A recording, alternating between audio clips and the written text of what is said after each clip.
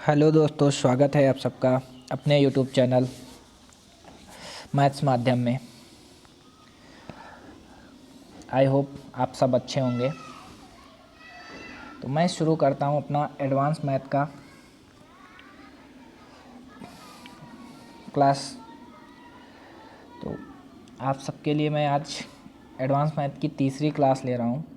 पहली दो क्लासों में मैंने एक बार में पहली क्लास में मैंने वर्ग, आयत और ट्रायंगल के बारे में बताया था, और दूसरी क्लास में मैंने जो है समलंब चतुर्भुज, समचतुर्भुज, समांतर चतुर्भुज, इन तीनों के बारे में बताया था। और आज की क्लास में हम पढ़ेंगे वृत्त, सर्कल। ठीक है, तो शुरू करते हैं हम अपनी क्लास को। पहले हम एक सर्कल ड्रॉ कर लेते हैं, एक अच्छा सा सर्कल, देन शुरू करते हैं फिर।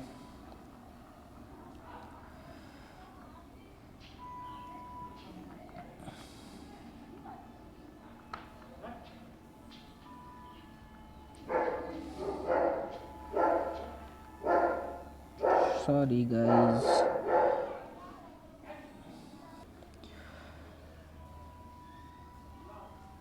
ये रहा हमारा सर्कल।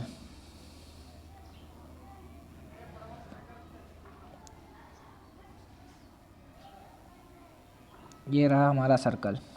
ठीक है, तो जो हमारा सर्कल होता है, इसमें जो यहाँ से यहाँ तक की जो दूरी होती है वृत्त के,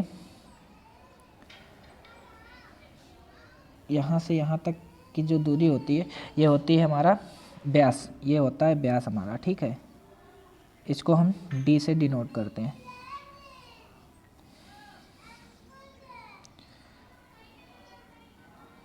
डी से डिनोट करते हैं। ठीक है, और इसका जो व्यास का जो आधा होता है वो होती है त्रिज्या। ठीक है, त्रिज्या को हम आर से डिनोट करते हैं।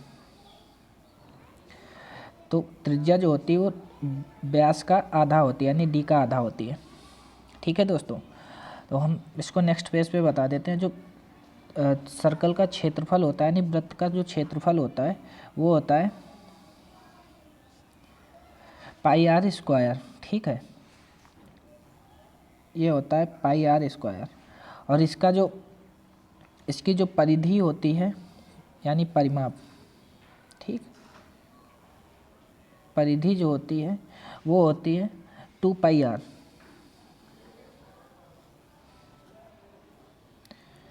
2 पाई आर। ये जो सर्कल होता है, इसके जो चारों ओर होती है, यही परिधि होती है। ठीक है, और सर्कल में एक चीज़ और हम पढ़ते हैं, सर्कल में हम पढ़ते हैं त्रिज्यीय खंड। ठीक है, तो हम त्रिज्यीय खंड के बारे में भी मैं बता देता हूँ आप सबको। त्रिज्यीय खंड पढ़ते हैं हम, तो त्रिज्यीय खंड के बारे में मैं बता देता हूँ। त्रिज्यीय खंड जो होता है वो होता है, ये होता है तुम्हारा त्रिज्यीय खंड, ये होता है थीटा। ठीक है, तो इसका जो क्षेत्रफल होता है ये होता है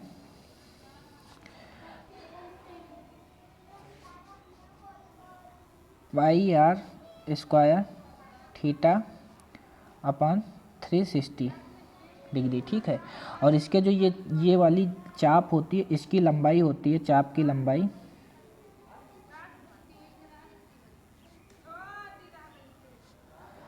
लंबाई होती है 2 पाई are theta upon 360 degree.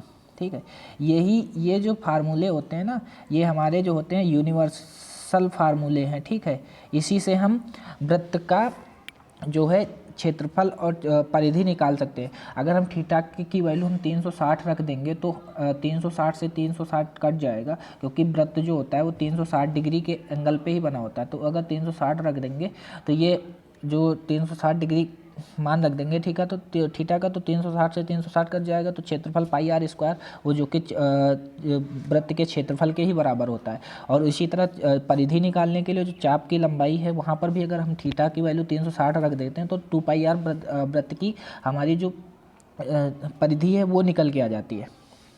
I hope आप सब समझ गए होंगे। मैं आपको कुछ चीज़ें और बताना चाहता हूँ, जैसे कि मैं आपको पॉलीगन्स के बारे में बताना चाहता हूँ, पॉलीगन यानी बहुभुज। ठीक है, तो चलते हैं नेक्स्ट पेज पे।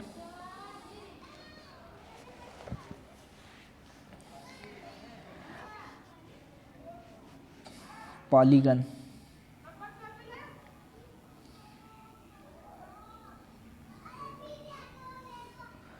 पॉलीगन ठीक है।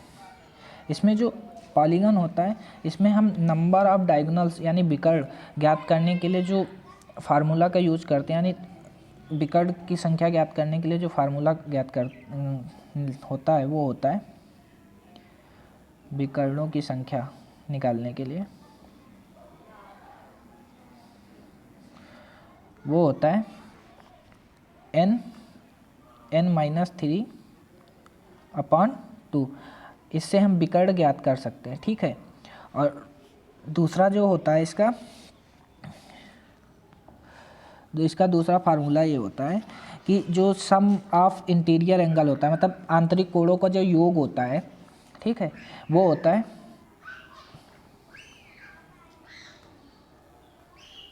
आंतरिक कोणों का योग। ये होता है n-2 इंटू 180 डिग्री। और जो ये n है हमारा, ये होता है n बराबर होता है हमारी साइड्स यानी भुजाएं। ठीक है, क्योंकि बहुभुज में बहुत सारी भुजाएं होती हैं। ठीक है, तो इसका फिर नेक्स्ट पेज पे मैं फिर से बता देता हूँ। जो बाहरी कोणों का योग जो होता है, सम ऑफ एक्सटीरियर एंगल जो होता है, बाहरी कोणों का योग जो होता है वो होता है 360 डिग्री। ठीक है, और इसमें जो एक चीज़ और होती है, sum of interior plus exterior angle, मतलब इंटीरियर एंगल का योग, इंटीरियर मतलब आंतरिक कोण और बाहरी कोण का जो योग होता है वो होता है आंतरिक कोण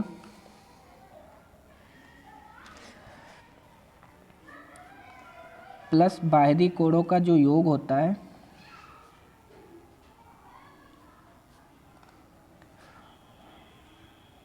वो होता है 180 डिग्री होता है। ठीक है, जब आंतरिक कोण और बाहरी कोण को हम जोड़ेंगे तो दोनों मिला के 180 डिग्री बनाएंगे। ठीक है, और इसमें जो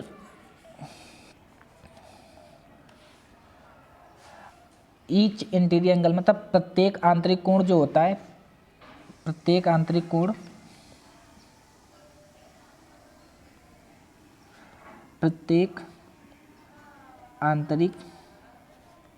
कोण जो होता है उसको निकालने के लिए हम क्या करते हैं, n-2 into 180 degree upon n। ठीक है, और जो प्रत्येक बाहरी कोण को निकालने के लिए,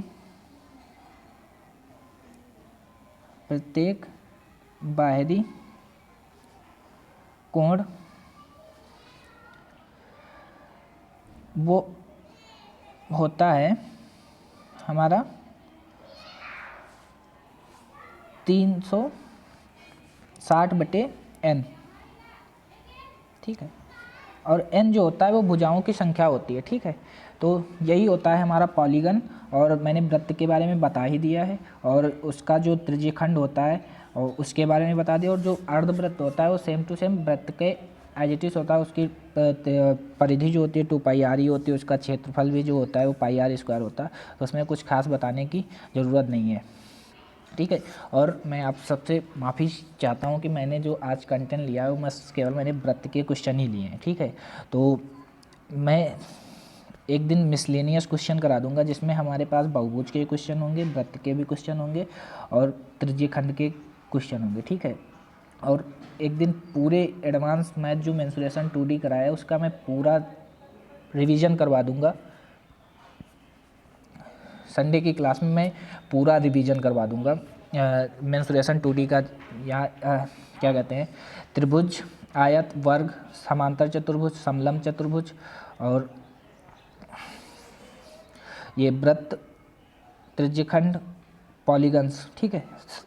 इतनी चीज़ों का मैं एक क्लास में पूरा रिवीजन करवा दूंगा। तो आई होप सब लोग उस क्लास में आएंगे। तो हम चलते हैं अपने क्वेश्चन की तरफ। एक चीज़ मैं आप लोगों को बताना भूल गया कि जो वृत्त में होता है, वृत्त में जो परिधि और क्षेत्रफल और क्या कहते हैं त्रिज्या के बीच जो रिलेशन होता है वो होता है r 2πr और πr², ठीक है। इसमें जो रिलेशन होता है वो होता है, अगर त्रिज्या 7 है, परिधि 44 होगी और क्या कहते हैं क्षेत्रफल तुम्हारा 154 होगा, ठीक है। ये स्क्वायर में होता है तो इसको हम स्क्वायर में ही लेंगे क्योंकि 100 अगर हम इसको किसी चर पद में मानते हैं 154 एक्स स्क्वायर लेंगे, ठीक है। इसको 44 एक्स लेंगे तो उसको 7 एक्स लेंगे। यही रिलेशन होता है और ये अपना गरीबों वाला तरीका होता है जो कि मैंने मोहित सर से सीखा है। और मोहित सर जो हैं one of the best teacher मेरे लिए रहे अभी तक के, और आगे भी मेरे लिए हम मोहित सर ही रहेंगे क्योंकि मोहित सर से जो मैंने सीखा है और आप लोगों को मैं दे रहा हूँ वो सारी चीज़ें जो है पॉसिबल हो पाई वो मोहित सर की वजह से ही हो पाई। तो दोस्तों शुरू करते हैं हम क्वेश्चन अपने। पहला क्वेश्चन ये कह रहा है कि किसी वृत्त का क्षेत्रफल 1386 वर्ग मीटर है, इसकी परिधि बताइए। अभी मैंने आप लोगों को एक चीज़ बताई थी कि जो परिधि और क्षेत्रफल और त्रिज्या में जो रिलेशन होता है, तो मैं वो एक बार फिर से लिख देता हूँ, ठीक है।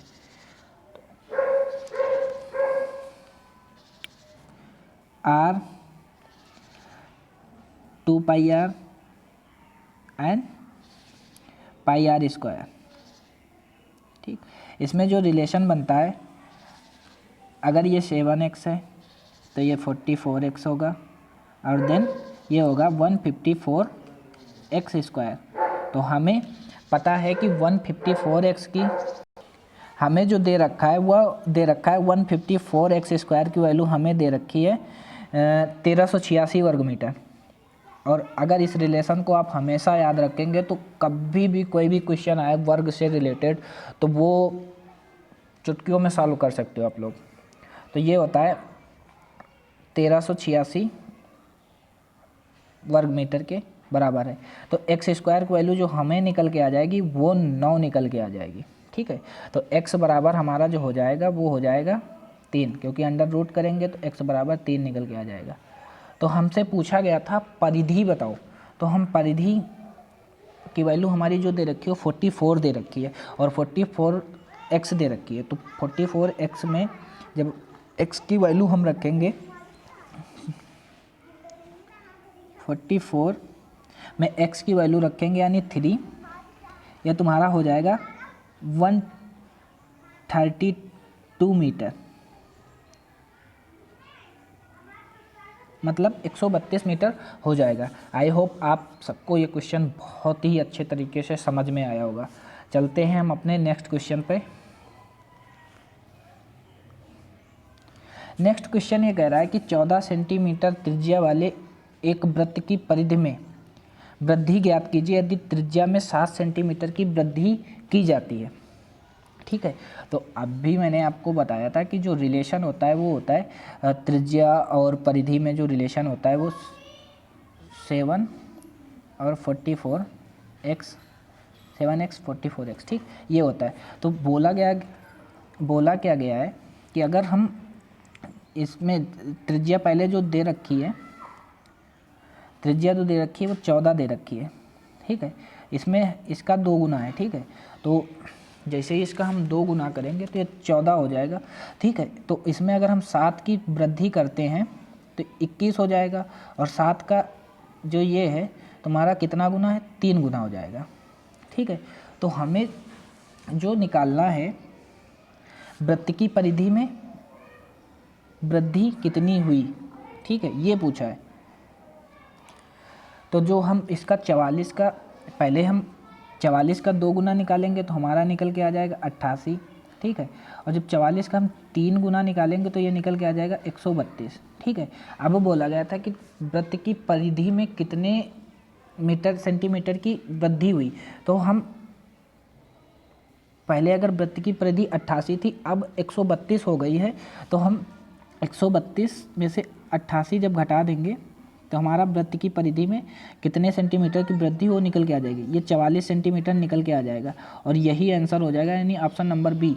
आई होप आप सबको अच्छे से क्वेश्चन समझ में आ गया होगा। फिर से मैं एक बार समझा देता हूँ इस क्वेश्चन को।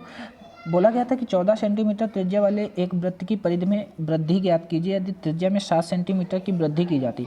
अगर इसका जो रिलेशन होता है त्रिज्या और परिधि में, वो होता है 7:44 का।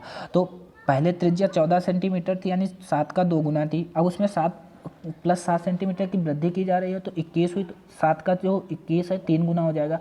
तो इसी तरह हम पहले 2 गुना निकालेंगे परिधि का तो 88 आएगा, फिर 3 गुना निकालेंगे तो 132 आएगा। 88 से 132 कितना ज़्यादा है, कितने सेंटीमीटर की वृद्धि हुई, यानी 44 सेंटीमीटर की वृद्धि हुई, यही आंसर हो जाएगा। चलते हैं हम अपने अगले क्वेश्चन पर। अगला क्वेश्चन कह रहा है कि एक तार वृत्त के रूप में है जिसकी त्रिज्या 28 सेंटीमीटर है, वर्ग की भुजा जिसमें कि यह मोड़ा जा सकता है लगभग है। तो मैं वृत्त की जो वृत्त का परिमाप और वर्ग का परिमाप जो है उसका मैं रिलेशन एक बार आप सबको बता देता हूँ। अगर वृत्त का परिमाप जो होता है वो होता है वृत्त का परिमाप, मैं रिलेशन एक बार आपको फाइंड कर ही देता हूँ, निकाल देता हूँ कैसे बनता है रिलेशन इसका। नेक्स्ट पेज पे बता देता हूँ। जो वृत्त का परिमाप होता है, वृत्त का परिमाप बराबर वर्ग का परिमाप, इनमें जो रिलेशन बनता है वो बनता है, अगर ये 2πr है वृत्त की परिधि, ठीक है, तो वर्ग का परिमाप यानी 4a होता है, तो जो है 4a ना लेकर के हम 4r करेंगे। रीज़न आप सबको मैं बता देता हूँ। रीज़न ये है कि अगर इसकी भुजा जो है वर्ग की, वो त्रिज्या एज ए त्रिज्या काम करेगी यहाँ पे, ठीक है। तो 4r लेंगे इसको, तो ये r से r कट जाएगा, और 2πr, 2 और पाई की वैल्यू हमारी होती है 22/7 रेशियो 4, यानी ये यहाँ से बचेगा 11, ये हो जाएगा 1, ठीक है। तो हमारा जो निकल के आएगा, क्या कहते हैं,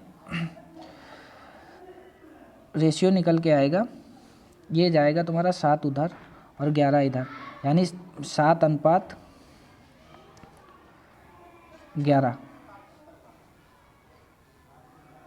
ये रिलेशन बनता है वर्ग का परिमाप और वृत्त के परिमाप में। ये वृत्त की त्रिज्या और वर्ग के परिमाप के बीच में क्या कहते हैं, वर्ग की भुजा के बीच में रिलेशन बनता है 7:11। अगर वृत्त का जो त्रिज्या 7 होगी तो वर्ग की भुजा जो होगी वो 11 होगी, ठीक है। आई होप आप सब अच्छे से समझ गए होंगे इसको। तो मैं अपने क्वेश्चन पे चलता हूँ। क्वेश्चन ये था कि एक तार वृत्त के रूप में जिसकी त्रिज्या 28 सेंटीमीटर है, तो हमको पता है कि वृत्त का और वर्ग का जो त्रिज्या और भुजा के बीच में रिलेशन बनता है वो 7 और 11 का बनता है। अगर हमें 7 यूनिट की वैल्यू हमें दे रखी है 28, यानी इसका 4 गुना होगा, तो हम वर्ग की भुजा निकालने के लिए इसका 4 गुना कर देंगे तो हमारी 44 सेंटीमीटर वर्ग की भुजा निकल के आ जाएगी और यही आंसर हो जाएगा इस क्वेश्चन का। चलते हैं हम अपने अगले क्वेश्चन पे। अगला क्वेश्चन कह रहा है कि अगर दो वृत्तों के क्षेत्रफल का अनुपात 4:9 है तो उनकी परिधियों का अनुपात क्या होगा। तो हमें सीधे सीधे ये पता है कि आर स्क्वायर, क्योंकि पाई का कोई काम नहीं, अनुपात रेशियो में पाई पाई कैंसिल हो जाएगा, तो R1 स्क्वायर और R2 स्क्वायर ये है हमारा दे रखा है 4:9। तो हमें परिधियों का अनुपात निकालना है कि जो त्रिज्याओं का अनुपात होगा वही परिधि का अनुपात होगा, ठीक है। तो इसका हम अंडर रूट कर देंगे तो हमारा निकल के आ जाएगा 2:3। यही हो जाएगा हमारा परिधियों का अनुपात, यानी R1 रेशियो R2। जो वृत्त की त्रिज्याओं का अनुपात होता है वही वृत्त की परिधियों का भी अनुपात होता है। तो चलते हैं हम अपने अगले क्वेश्चन पर। अगला क्वेश्चन ये कह रहा है कि एक गोलाकार क्षेत्र का क्षेत्रफल 616 वर्ग किलोमीटर है। 22 किलोमीटर प्रति घंटा की रफ्तार से बाहर चक्कर लगाने में कितना समय लगेगा, ठीक है। तो हमें परिधि निकालनी होगी और परिधि निकालने के लिए हमें पता है कि 44x और क्या कहते हैं 154x स्क्वायर का रिलेशन होता है। तो हमें पता है कि 154x स्क्वायर की वैल्यू हमारी दे रखी है 616 के बराबर, ठीक है। तो x स्क्वायर की वैल्यू हमारी निकल के आ जाएगी 4, ठीक है, और x बराबर हमारा निकल के आ जाएगा 2।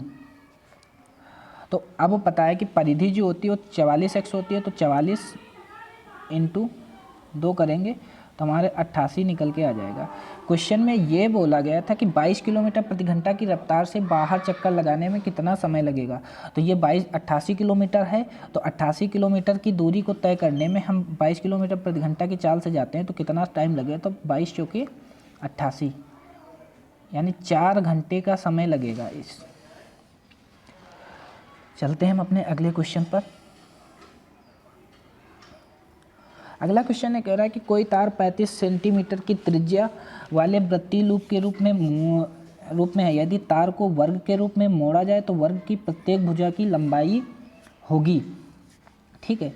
तो ये क्वेश्चन मैं आप सबको HW में दूंगा, क्योंकि जो रिलेशन होता है वृत्त की त्रिज्या और वर्ग की भुजा में 7:11 को होता है, उससे निकाल लेंगे तो आंसर आ जाएगा। और कमेंट बॉक्स में मुझे सबके आंसर चाहिए। पिछली क्लास में मुझे बस केवल एक लड़की का आंसर मिला था जिसका नाम है प्रज्ञा, उसने सही आंसर दिया था, बाकी किसी ने भी आंसर तक नहीं दिया।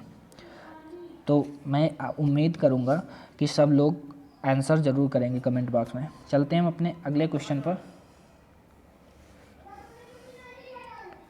अगला क्वेश्चन कह रहा है कि एक गोलाकार खेल के मैदान की त्रिज्या 35 मीटर है, उसका क्षेत्रफल वर्ग मीटर में ज्ञात कीजिए। तो हमें पता है कि रिलेशन जो होता है वो होता है 7x और 154x स्क्वायर। तो 7x की वैल्यू हमें दे रखी है 35, यानी x की वैल्यू हमारी निकल के आ जाएगी क्या कहते हैं 5, ठीक है, क्योंकि 7x बराबर 35 करेंगे और x बराबर तुम्हारा 5 निकल के आ जाएगा। तो हमें करना क्या है कि 154 का 154 और 5 निकल के आई, x स्क्वायर है, तो 154 को 2 बार हम 5 से मल्टीप्लाई करेंगे, यहाँ नहीं करते।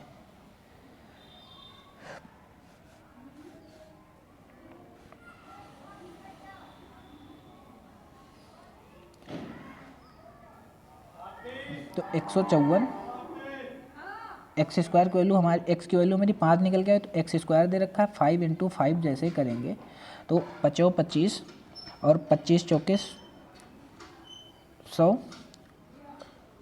80 लगे 10, 25 पंजे 125, 125 और 10 35, 80 लगे 3, 25 कम 25 और 13 38, यानी 3850 वर्ग मीटर इसका आंसर हो जाएगा। चलते हैं हम अपने अगले क्वेश्चन पर। अगला क्वेश्चन ये कह रहा है कि दो वृत्तों का क्षेत्रफल 9:16 के अनुपात में, यदि छोटे वृत्त की त्रिज्या 81 सेंटीमीटर है तो बड़े वृत्त की त्रिज्या ज्ञात कीजिए। तो हमने अभी बताया था कि आपको जो रिलेशन होता है 9:16 दे रखा है, क्षेत्रफल में जो अनुपात होता है वो 9:16, तो त्रिज्याओं में जो अनुपात होता है वो इनका अंडर रूट कर देंगे, त्रिज्याओं का अनुपात निकल के आ जाएगा